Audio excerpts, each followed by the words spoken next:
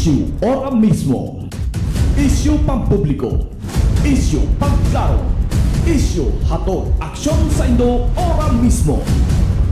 Issue ora mismo sa Bicol TV.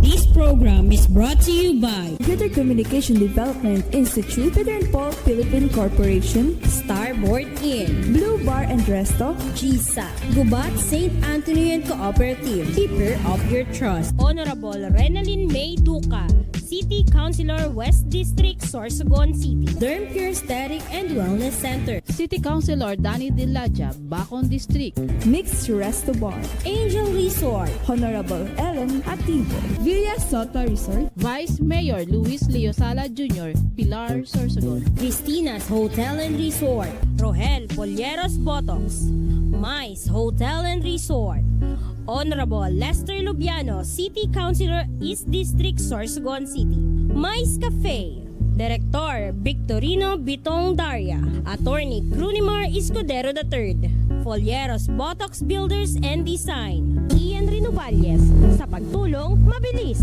Sorsogon 2 Electric Cooperative, Honorable Sam Luyo ng Barangay Kabidaan, Sorsogon City, SM City Sorsogon.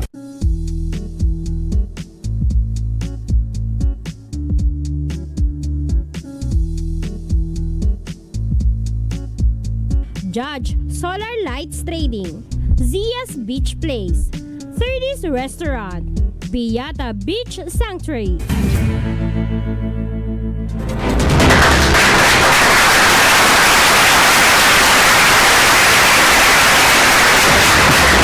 Okay, magandang umaga Pilipinas kung mahal, Luzon, Visayas, Mindanao. At magandang umaga rin sa lahat ng inaabot ng ating programang Issue Ora Mismo. Ngayong araw na ito, July 30 na po, Martes. Pagsama-sama tayo sa isa na namang edisyon ng ating programang Issue Ora Mismo. Live na live tayong mapapanood dito sa Facebook page ng Bicol TV Sorsogon. At sa lahat ng nakatutok sa ating programa, maraming salamat po sa patuloy na pagtitiwala sa ating istasyon, ang Bicol TV Sorsogon. Mabuhay po kayo!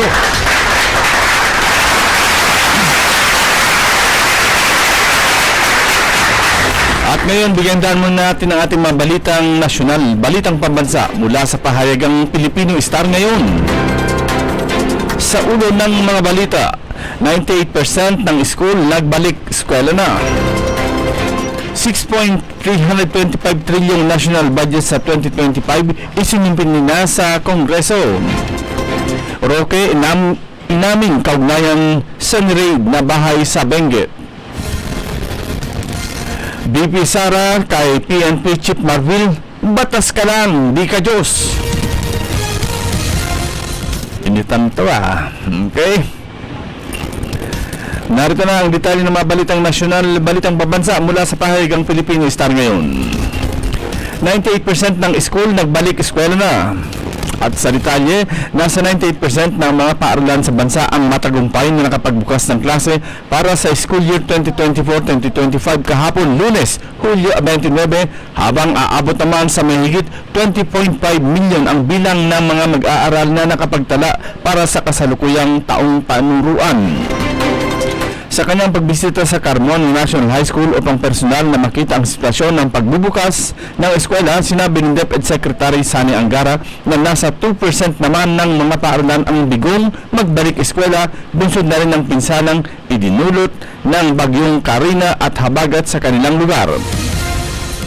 Sa datos ng DepEd hanggang Hulyo 28, nasa 842 paaralan sa bansa ang nagpasyang ipagpaliban ang class opening nila na nakaapekto sa 803,824 mag-aaral. Karamihan ay nasa Region 3 na may bilang na 452, National Capital Region 225, Region 1 95, Region 4A 66 at Region 12 4. Nilinaw naman ni Angara na ang mga nagsuspindi ng klase ay kinakailangang magdaos ng Saturday classes upang mabawi ang mga araw ng pasok na nawala sa kanila.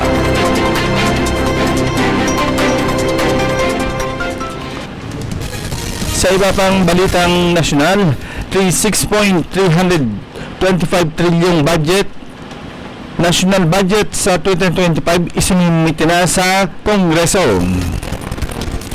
At sa detalye, isinumite na ng Department of Budget and Management, DBM, nitong Lunes sa Kongreso ang 2025 National Expenditure Program or NEP na nagkakahalaga ng 6.325 trillion pesos.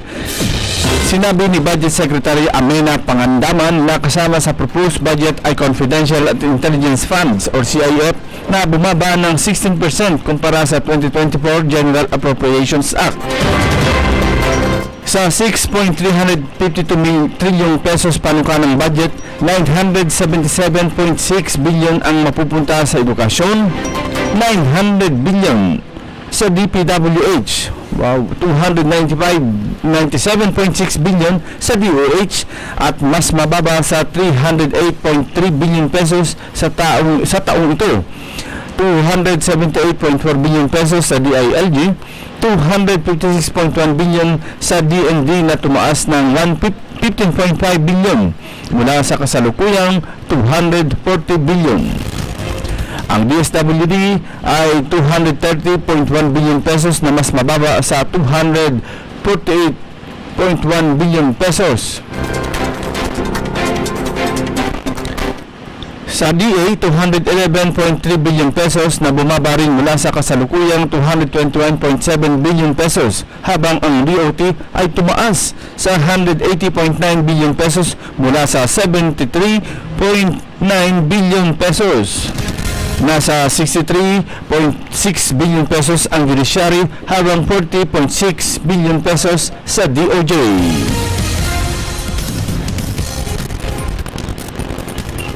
Sa iba pang balitang nasyonal, Roque inamin kaugnayan sa niraid na bahay sa Benguet. At sa detalye, inamin ni dating presidential spokesperson Harry Roque na may kaugnayan siya sa bahay sa Tuba, Benguet kung saan naaresto ang dayuhang pinaniniwalaang sangkot sa Philippine Offshore Gaming Operators or POGOs. Ayon kay Roque, sa pagdalo sa Senado, incorporator siya ng kumpanyang nagmamay-ari ng residential house na pinaupahan sa isang Chinese national na nagangalang Wan Yun. Agad din nilinaw ni Roque na legal ang pananatili ng Chinese national sa Pilipinas dahil meron itong Alien Certificate of Registration at 9G o Pre-Arranged Working Visa.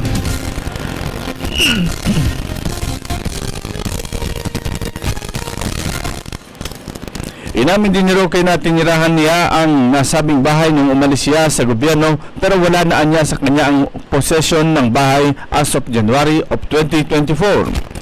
Ayon kay Roque, si Juan Yun ay isang registered leasee at registered with the Homeowners Association para makapasok siya sa subdivision.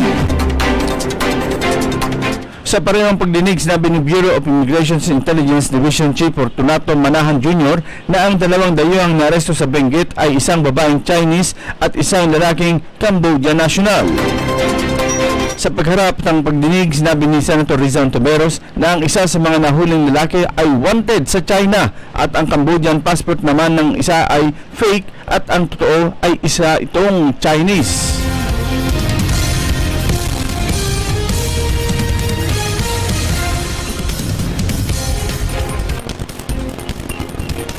Sa pinakahuling balitang nasyonal, Vice President Sara kay PNP Chief Marbil, batas ka lang, di ka Diyos.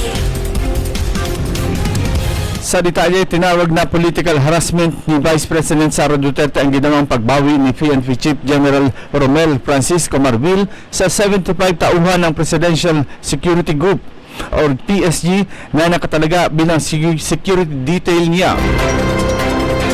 Sa kanyang open letter, binigyang diin ni Duterte na ginawa ni Marbil ang pagbawi sa kanyang security detail matapos siyang magbitiw bilang kalihim ng Department of Education or DepEd at kasunod ng paglabas ng isang video kung saan makikita ang isang lalaki na kahawig ng Pangulong Ferdinand Marcos Jr. na gumagamit ng illegal na droga. Pinabulaanan niya rin ang sinabi umano ni Marbil na nag-request umano ang OVP na ipupull out nila ang 75 PNP personnel dahil sa pangangailangan ng kapulisan sa NCR kung saan pwede naman daw mag-request ng karagdagan kung kailangan. Walang request na nangyari. Sinabihan lamang ng PSG ang OBP na kukunin nila ang mga personnel. Hindi na kami nakipagtalo dahil iba naman ang batas, di ba? Ikaw naman ang batas, di ba? Kasunod nito ay lumabas na ang relief orders sa utos mo. Ito ay base na rin sa dokumento ng PNP. Paliwanag pa ng Vice Presidente.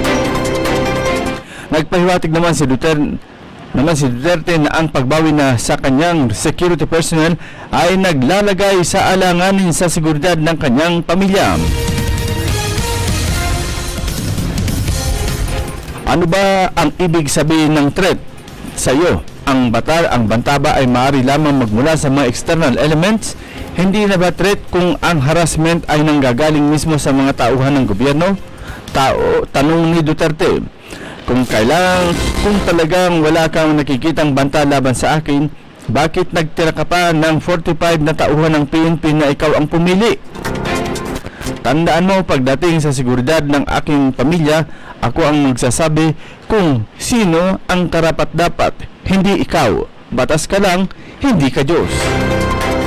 Una nang tiniyak ni Duterte na ang ginawa ng PNP na pagbawi sa kanyang security detail ay hindi makakaapekto sa kanyang trabaho bilang Vice Presidente. Yan po ang kabuuan ng ating mga balitang nasyonal, balitang pambansa mula sa pahayagang Pilipino Star ngayon. Magbabalik po ang inyong lingkod, Makalis, ang ilang paalaala.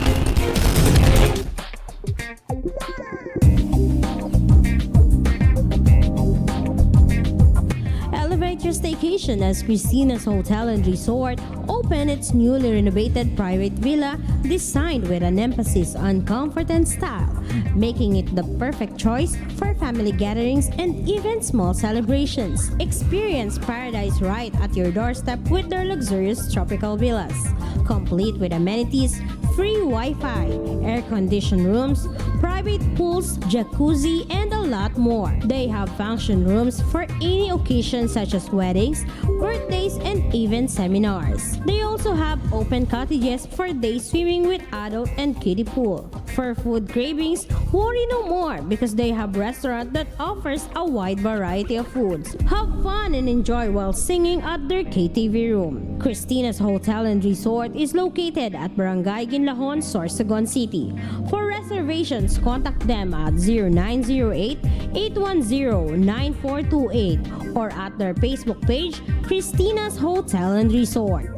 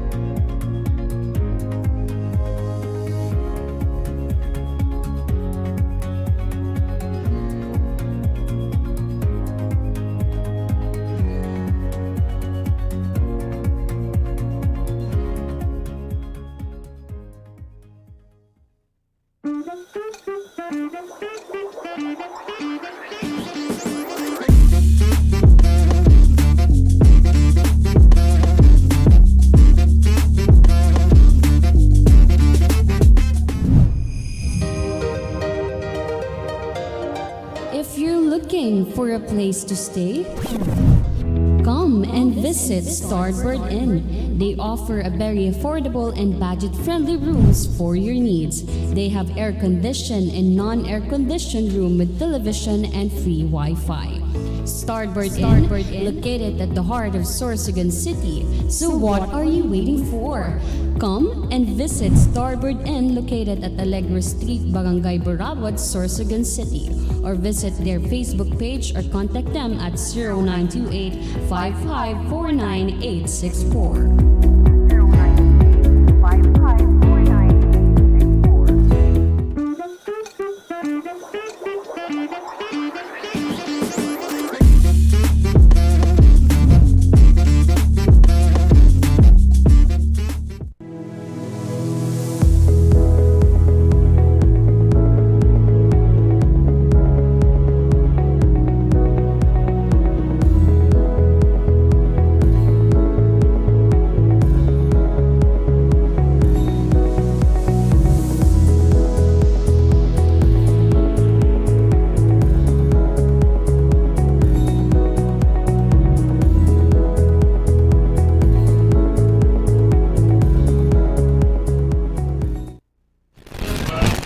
Nagbabalik kita sa programang Isyu Ora mismo, mga kaberks, mga kapatid, at mga kasabwat. Ngayon po ay araw na naman ng... Anong araw ngayon? Martes. At bukas, huling araw ng Hulyo. Huling araw, July 31. At susunod na, nasaan na papasok tayo sa August. Maraming salamat sa lahat ng tumatangkilig sa atin. Si Ma'am Gloriosa Lolo, magandang umaga po sa iyo at maganda ka pa sa umaga. Si Sir Ian Renovalles, good morning SM Sao, good morning man. Sir Ian, serbisyong mabilis. Yan, si Ian Renovalles, magandang umaga po. At sa ating mga pagigiting sponsors, Gubat St. Anthony Cooperatives, GSAC, Starboard Inn, Computer Communication Development Institute or CCDI, Thirdies Restaurant, JEJ Solar Lights Trading, Angel Resort, Christina's Hotel and Resort, JD Real Estate Marketing, ang makontrobersiya daw na real estate, pero one of this day interview natin si Madam tungkol sa bagay na ito para naman magkali naman kung ano ba talaga kuya, sabi nga nila, ang Blue Bar and Resto, owned and managed by former Governor Bobetli Rodriguez. Yan, okay. Nick's Resto Bar, located at Pier Site, owned and managed by Miss Nikki Likop. Okay, so ang Hershey's Restaurant, Sorsogon 2 Electric Cooperative, Peter Paul Philippine Corporation, maraming salamat PPPC, and DSWD and Assistant Secretary Cronimar Escudero III, si Honorable Luis Liosala Jr., Vice Mayor of Pilar, Sorsogon. Derm Pure Aesthetics, kung gusto niyo ng himala, gusto niyo ng magpaganda, dyan lang kayo sa Derm Pure Aesthetics. Pero dito sa JEG, Xerox lang kami, hindi kami gumagawa ng himala. Honorable Ellen Atibo, Barangay Captain of Piot, Sorsogon. Honorable Renalyn Mayduca, si Ate Renalyn, City Councilor, West District, Sorsogon City. Honorable Lester Lubiano, the brother of my good friend Jack Lubiano. Di nga. Attorney Glenn Olves, City Councilor, Bacon District, Sorsogon City. Honorable Danny Diladja and Matirao na Kagawad, San Bacon District. The Chairman of Committee on Transport. Honorable Dennis Escudero, Vice Mayor of Kasiguran, Sorsogon. Director Victorino Bitong Daria, East District, Surigao. Mais Cafe, Mais Hotel and Resort, Karikaran, Bacon. Si Sir Rohel Botox Polleros, sabi nila Direx Mayor of Huban, Sorsogon. And Polleros Botox Builders and Design, SM City, Sorsogon. Honorable Sammy Rayaluyo, Barangay Captain of Cabidaan, Sorsogon City. Sir Ian Renovalles, Beata Beach Resort, San Sebastian, Santa Magdalena, Sorsogon. And Zayas Beach Resort, San Rafael, Santa Magdalena, Sorsogon. And of course, my good friend, my former classmate, Eric Chongson of Chongson Builders, located at Santa Rosa, Laguna. Di ba? May sponsor na tayong tagalabas. Thank you very much po sa lahat ng nagtitiwala sa atin at patuloy na magtitiwala pa. Maraming salamat po sa inyong lahat. And kay Ma'am Carmen De Llosa of Angel Resort, magandang umaga po sa iyo, Ma'am Carmen. Ngayon po ang ating tututukan, mga kaibigan, yung sobrang dami ng dinagsa kahapon ang Sorsogon State University. Yung mga sinasabi nila waitlisted ba yun? Yung umaasa na makakapasok pa or matatanggap sa SSU. Kaya lang po, sad to say na pag-alaman natin na talagang kumbaga sobra-sobra na ang population ng SSU. Kaya syempre maraming umuluhan sa pag-aakala na matatanggap sila. Lumagsa ang napakaraming estudyante doon sa SSU kahapon. Kasi nga yung naka-alarma kasi sa kanila yung hindi nila naabot yung anong tawag doon, yung passing grade sa entrance exam. Tapos nagkaroon sila ng tinatawag na ng school na nasa waitlisted ka. Pag ganito ang grades mo, may chance, hopefully. Kaya dinagsa kahapon. Akala siguro ng management kukunti lang yung umaasa. Sandamakmak pala kahapon. Grabe. Halimbawa ang kukunin lang is nasa 20.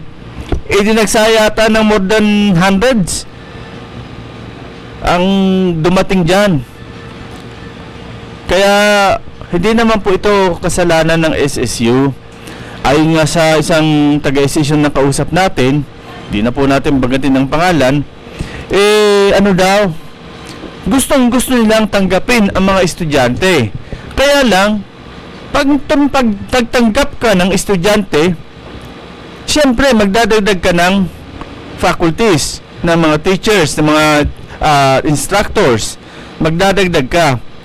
Ang problema, masyado raw mababa ngayon ang ibinigay na budget ng CHED sa SSU. Kaya paano naman ito makakapagdagdag ng estudyante kahit gusto nila magdagdag? Kasi minsan sasabihin, ano ba naman ito? Gobyerno pa naman, tapos pinagkakaitan yung mga estudyante na makapag-enroll. Hindi po ganyan, mga kababayan. Ang sistema lang kasi hindi kaya ng faculty. Yun ang nakakasama ng loob doon. Hindi kaya ng faculty na i-accommodate yung mga enrollees.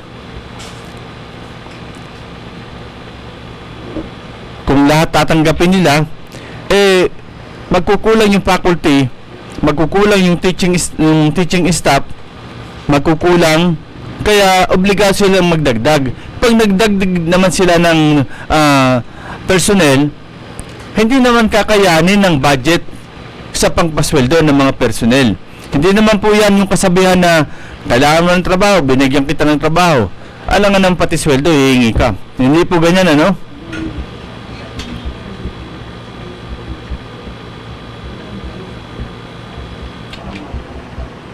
Yan. Hindi po yan ganyan ang sistema na sabi ko nga sa kagustuhan ng sa kagustuhan ng management ng SSU na tanggapin lahat ng estudyante, okay sana. Kasi sa totoo lang ang laki na ng ng place yung sa engineering. Di ba separate na yun, doon na yun sa bibingkahan. Kaya maluwag na yung SSU dyan sa main campus. Ang problema nga lang, mga kaibigan, kahit maluwag yan, hindi naman basta-basta makukuha. Di tulad ng di tulad yan ng private schools. The more na mag-enroll, the more na tatanggapin kasi magbaybayad. Dyan po, pre-tuition fee. pre-tuition fee ang ang SSU dahil nga sa gobyerno yan. Di ba? Gobyerno kasi yan. Kaya obligado na pag nagdagdag ka ng estudyante, magdadagdag ka ng personnel. Isa naman kukunin ng president ng SSU yan ang pagpasweldo diyan. Alang kunin nila sa sa kanilang sariling bulsa. Kaya nga pasensya na po sa ngalan po ng SSU na naiintindihan ko po ang kalagayan diyan kung talagang limitado lang po ang enrollees ninyo na kinukuha o tinatanggap diyan. Kasi nga hindi po kakayanin ng pangpasweldo. Inuulit ko, kung sa yan, kung sa private, tanggap kayong lahat. Kasi ganun lang naman ang ng private. The more na may i-enroll, natural, the more na mag-i-income ang school galing sa tuition. So yung hindi naman po natanggap dyan sa SSU, yung hindi na pinalad pumasok, pakiusap na lang sa magulang. Igapang na lang natin ang mga anak natin na talagang gustong-gustong makapag-aral, gustong-gustong makapagtapos. Igapang na lang natin yan. So yung mga tatay dyan, o minsan may mga nanay rin na naninigarilyo, sayang yung bibili ng sigarilyo, ipunin na lang para pagdating ng oras na magti-tuition yung anak nyo, may pang-tuition kayo para sa anak ninyo. At saka sa mga private schools, marami namang ino-offer na scholars. Kung talagang deserving yung anak ninyo na i-accept sa pag-scholar or mag-working student na meron silang working student na pwede silang pumasok at tanggapin ng schools, talagang tiyagaan natin ito. Hindi po nakakahiya mag-working. Sabihin pa na ang trabaho mo sa school, magwalis, magdilig ng halaman, or maglinis ng mga classrooms. May dignidad po yan. Hindi po yan dapat ikahiya. Bagkus yan po ang dapat nating ipagmalaki ng mga magulang natin. Masarap nga yung habang nag-aaral ka, pinaghirapan mo yung pag-aaral mo. Happy watching po pala kay President of Bunga Foundation, Buddy Duca. Good morning sa iyo. President ng mga kagwapuhan dyan sa Bunga Bakon. Okay? Si Mr. Buddy Duca. Sana ay lumawak pa ang lahi mo. Yan. Para daw kupitan. Maganda yung report kay Bung Mendoza niyan. Yes. Yes. Okay? 30 megawatts ba ito? Ayan. Oo.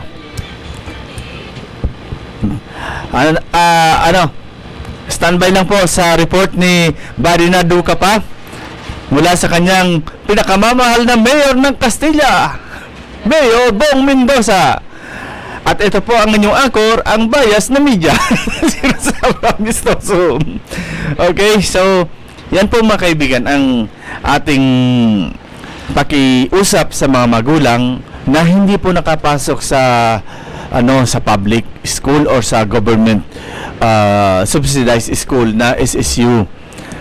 Pagsumikapan na lang po natin ang ating mga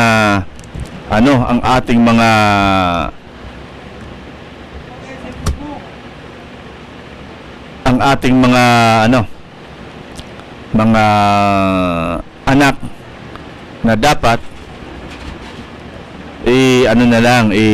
gapang natin ang ating mga Mike, please. Ayan mga kaibigan, ang tabayan na natin ang ating report mula kay Barina Duca pa mula sa Castilla, Sorsogon. Buddy, sok pa. Seven sa kabos na tagapagantabay ka programang Issue Ora mismo. Yes, good morning. Ano yung kitang manyan sa barangay Loreto sa Banuan Castilla, Sorsogon? Oo, Asin mga attender kita ngunyan sa SM kan igibuo na groundbreaking ceremony. Na naman! Wow! Groundbreaking ceremony para sa 16 hectare solar farm dito sa Banwaan kang Castilla. 16,000 hektar. Roger to that dito sa barangay Loreto, Castilla, Sorsogon. Ay, kadakula kayo na. Kan initial ta na impormasyon na nakuha dikti sa paagi ni Mayor Castilla, Mayor Bong Mendoza. Oh, my good Sa friend! iyang big-confirmar, SM tabi na maka-generate ini 30 megawatts na kuryente. Baulintig yun. Nakulaon. Hindi ako lang tabang dahil ni Tabi SM sa Banwaan kang Castilla asin sa bilog na probinsya kan Sorsogon. Wow. Sa surumato ni Mayor, sabi niya ka na kaini sa tuya na hihingaw niya na ang kuryenteng ma-generate kaini direktang makinabang ang mga taga-munisipyo kang Castilla sinang probinsya kang Sorsogon na dahil na Tabi SM dadarawon duman sa Manila. Di ano na yan? Wala na yan ng system loss. Tadig din lang yan. Roger to that, and sa iya manininabi kumpirmar na sa iyang hihingaon sa paagi kang mga sa kapaagi kang ordinansa na papandayon digdi sa munisipyo kang Castilla para ini ma-realisar. And kasi kulang tapang maninib, kulang sa munisipyo kang Castilla, ini sa probinsya kang Sorsogon. Pero, buddy, sisay ang investor ka ini or sabi nga ni ang nagkapital?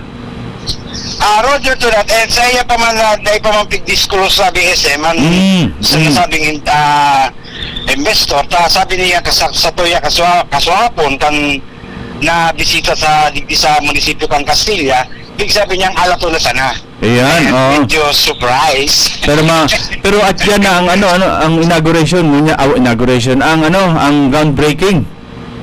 Ang nga tabi SM, napiprepara na dikti sa site sa Barangay Loreto ang mga personahe kan munisipyo kang Castilla asin ngayon ka man dikti tabi SM inimbitaran ang mga board of director kan Sureco 2 Electric Cooperative. And then nahiling kita dikti tabi SM na mga taga-NGCP from Legazpi from Albay para mag-witness and asin mga taga Department of Energy. Wow, nakulayan ng project ang Castilla, no? Sabi nila maliwas si Mayor. Mayor Bong. Na tuloy ni nadarakulaon na proyekto digdi sa munisipyo kang Castilla na sa paginguhan ni Mayor Bong Mendoza para sa kauswagan kana sabing munisipyo. Last week ang pabahay. Roger to that na ang pabahay na ito tabi SM na pabalikan ta lang na may 31 high-rise building na igwaki composed ki 12-story building. Kada sarang building. 31 unit 31 unit. 12-story building. Wow. Talagang hindi na matatawaran ang pero kayan ang ang groundbreaking na kang mga pipiliw na gwapo diyan sa Castilla. Roger to that, and mabalik to tabi SM duman sa ginigong groundbreaking kang nakalihis na simana na ito para sa mga pag-ibig member na makabil ka ito kasi ako ito lamang para sa mga taga-Castilla kasi open ito sa gabos na tao or mga individual digdi sa probinsya kang Sorsogon and even hali duman sa ibang munisipyo. Mariko kung yaw na si Mayor Buddy Uruat dyan, makuhaan ta ng pahayag. Garo nagluluwas kayo ni na ano talaga ini? Rent to own or padusa man ini sa mga maabil kayan base sa post ni dating Kapitan Alex Nunung Soto dahil man din man sa post niya na ini rent to own. Kaya dapat maraman tayo ni kay Mayor Bong kung ano talaga ang pinakakompletong detalye kay ni. Ang lakotang detalye duman, presente makita duman ta BSM kan groundbreaking ka nakalihis sa simana. Ang masabing manner and pinaka-history kita duman, hali duman sa mga taga-Disut and si regional director mismo Candisod ang nagkumpirmar na ang nasabing pabahay diyan sa munisipyo ng Castilla, diyan particular diyan sa may barangay San Isidro, iyo ang rent to own. So ano ini, bako ini siguro pabahay, ang apod kani pakondominium. Roger to that. And sabi nga ni regional director and si mayor mismo, i-confirmar na the only way na para ka ma-qualify sa nasabing pabahay, kay kuwan mong maging member kan Pag-ibig. Ba kaya ikaw ba umiibig ka ba? May Pag-ibig ako tabi SM. Yan, sigurado yan. Pag-ibig member kita. And Roger to that, and sabi pa nga and nagdag pa ni Mayor Kalakalis na simana, sa iyang pikumpirmar and sa iyang inopen, ini sa gabos na individual sa munisipyo sa probinsya Sorsogon, na para nga ni magkaigwa ti tsansa na magkaigwa sa diring balay. Okay, magayon yan talaga partner. Pero partner, may duwa akong media na kilala. Dahil bako man sindang member kang Pag-ibig, pero yung sindang iniibig. Pakaya po daw tabi kay Mayor kung pwede ini. Pwede tabi SM. Sa iya man sinabi na pwede man mas kililig member kang Pag-ibig. Kahit kuhan mo lang sana magbayad sige, kung mas o menos 9,000 pesos para ika maging member ng Pag-ibig. Itong 9,000 pesos sabi ko no SM, ini parang 1 year contribution muna. Kung ika interesado mag-log sa nasabing unit. Oo, tama, magayon yan ano. So, okay buddy, abangan ta dyan ang solar report mo. Kahit po mo lang talaga tabi ko no SM, makipag-coordinar sa munisipyo ng Castilla para kung interesado ka, makakuha ka unit sa nasabing lugar. Tama. So araw at yan, buddy, sana makuhaan mo ng video pag nagpuna, maski din na kita sa programa, makuhaan mo ng complete details para sa aga. Ipalabas tayo sa programa ta. Ipananta kay Mayor Bong na we are not against the progress of Castilla.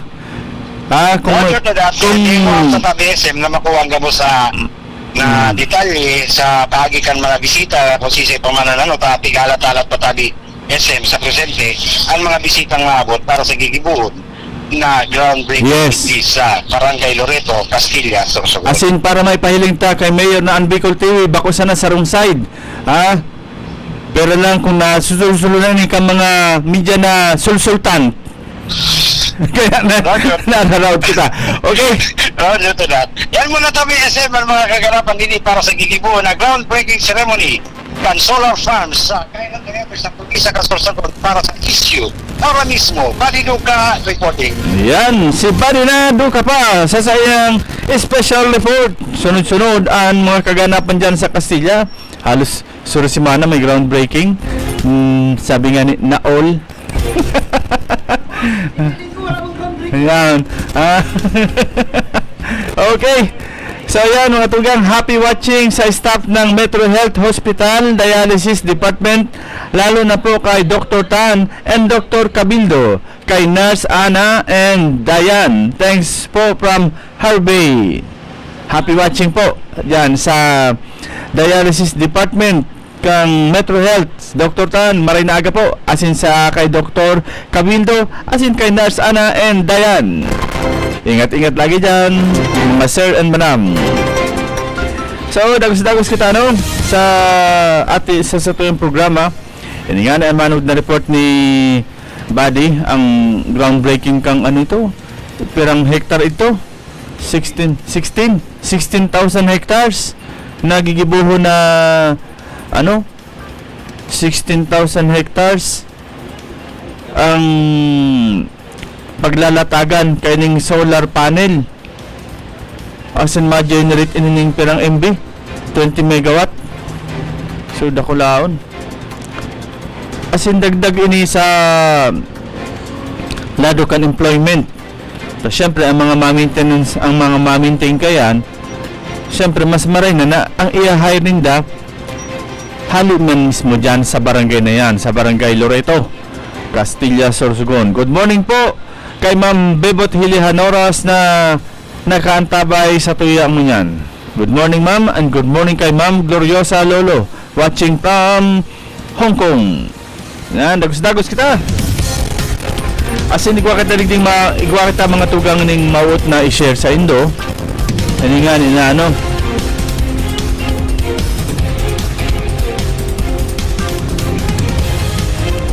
Ini po na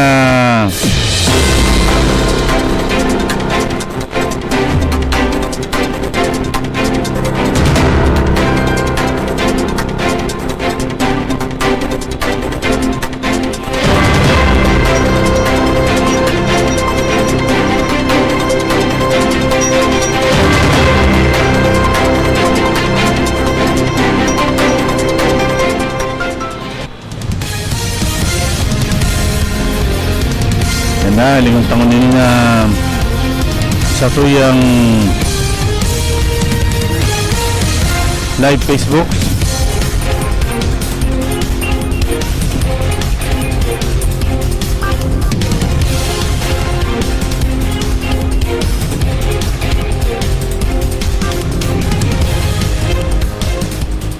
para sa tuyang kaganapan dyan sa luwas.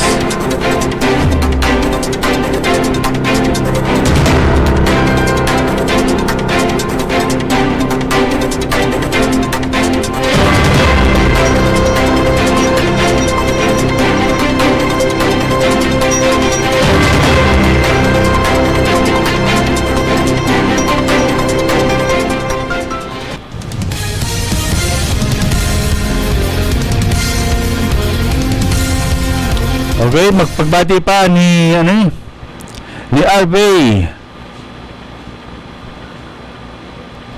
Sabi niya, happy continue watching po. Shout out po kay Municipal Councilor Adrian Luna at sa mayor namin Bong Mendoza from Harvey po. Yan. So magayon na pagbati rin kay halis dyan sa Metro Health Hospital sa Dialysis Department. Hindi po nababasaon ta mga tugang saro na panghaharas sa hanay ng media sa Masbate. Inisyal na armas o media at artista at manunulat sambayanan. Pahayag ng armas. Ang armas po iyong pig-upload na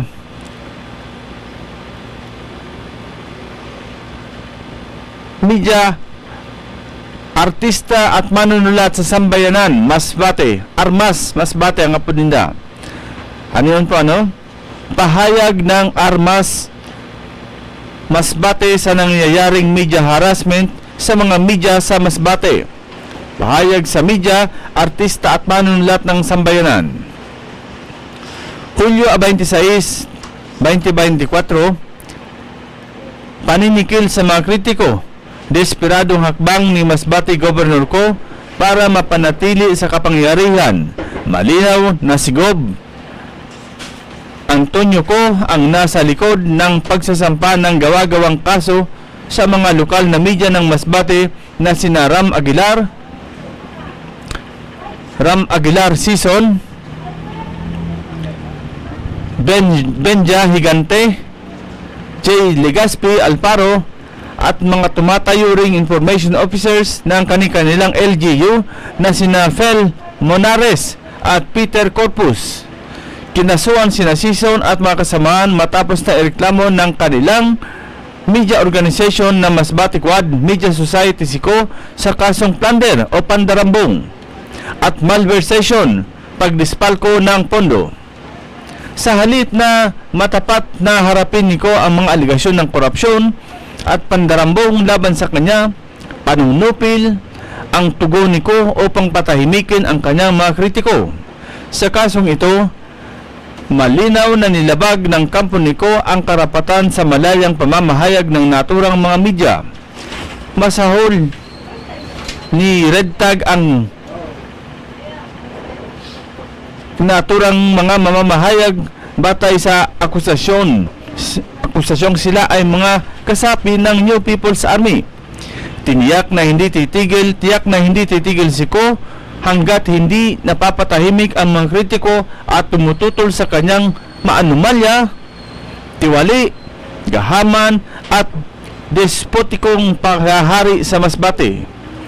mula inosenteng magsasaka, karibal sa politika, at maging sariling tauhan, walang pinipili ang karahasan ni Ko sa desperasyon mapanatili sa kapangyarihan.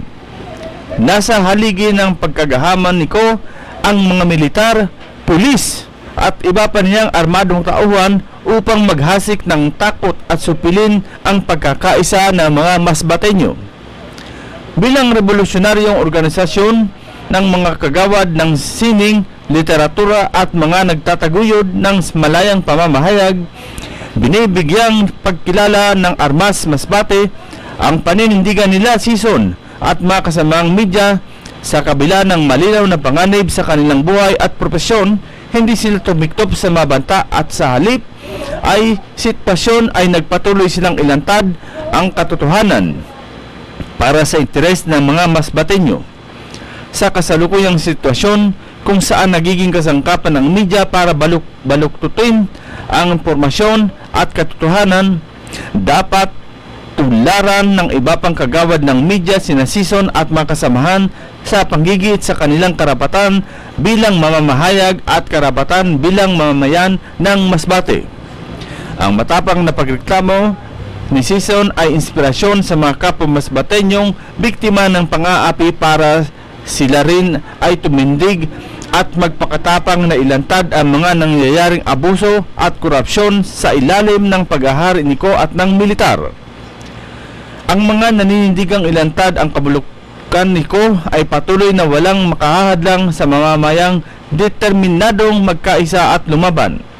Kaugnay nito, nanawagan ng Armas Masbate sa mga Masbateño na buuin ang pinakamalapad na pagkakaisa upang patuloy na ilantad ang kabulukan ng dinastiyang Ko at labanan ang kanilang tangkang habang panahon na pagpakasasa sa poder.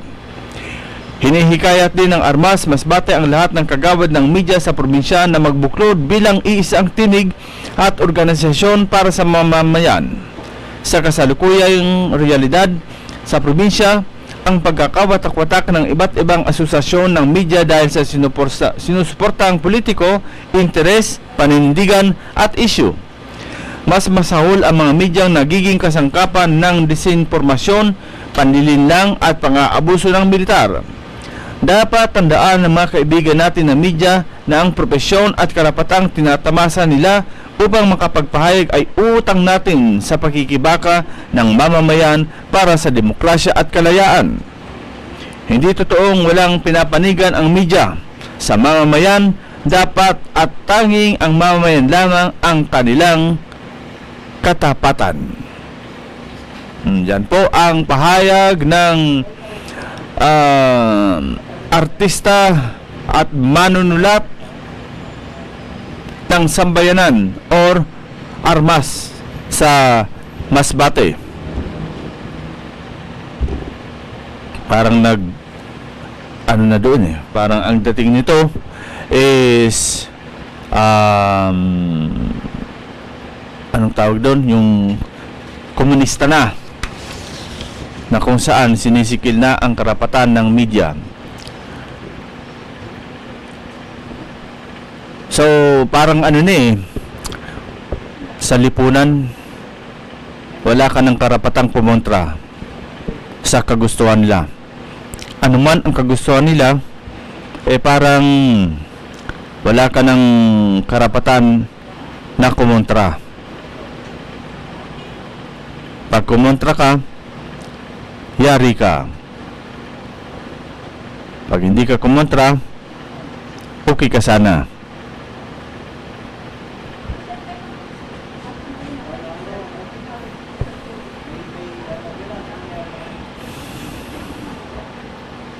Kaya yan po ang mahirap sa atin ngayon, na dapat hindi mangyari ang ganitong sitwasyon. Bagan once na nagpukol ka ng issue, may paglalagyan ka. Once na kumontra ka sa administrasyon, may paglalagyan ka. Sana ba kung araw kayo ni ang mangyari sa mga maabot na panahon digdi sa Sorsogon. taaran ta po baga sa Masbate ang gobernador si Antonio Ko, ang agong vice governor. So pag nagwara ang si Antonio Ko, automatic ang agom ang magiging gobernador. As in, ang Masbate igwaning tulong distrito kung saan ang distrito kan Masbate sa tulong ini ang tulong aki kangko ang puro congressman, makalulula na posisyon. Garawara ng ibang pamilya sa Masbate na pwede magsilbi, kundi ang kulang only ko, not ako. So hagad ta po ang katuninungan asin pagkasinarabutan dyan sa probinsya kan Masbate. Kung hindi man po nagkakaigwanin sa sigalutan dyan, sabi nga ni po, iagin na lang ini sa maray na pag-urulay. Kung ano po ang niluwas na issue kang Masbate, ni mga media ng Masbate, hagad ta po kayo ni ang marisolbaran sa paagi kang maray na pagkasinarabutan. Asin kung ini po na kung may grounds ini na paratang ka mga media sa lado ni Governor Antonio Ko, ini na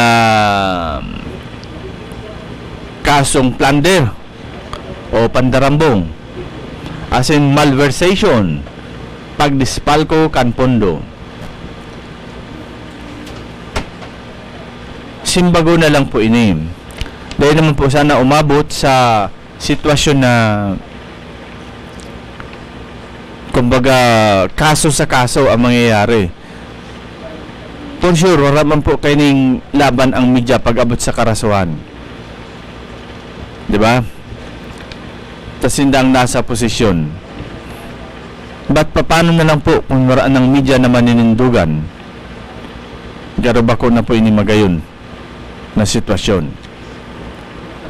Kaya we are praying na sana po ini na problema dyan sa Masbate dahil na po humantong sa kung ano paman. Sa kung ano paman na problema. Sa mas malala na problema. Kung saan po kan mga panahon makatatakot ang Masbate pag abot kang eleksyon. Sa ngunyan talang masasabi na medyo wala nanin anuman, or sabi nga ni very lesser na ang anuman na karahasan na nangyayari dyan.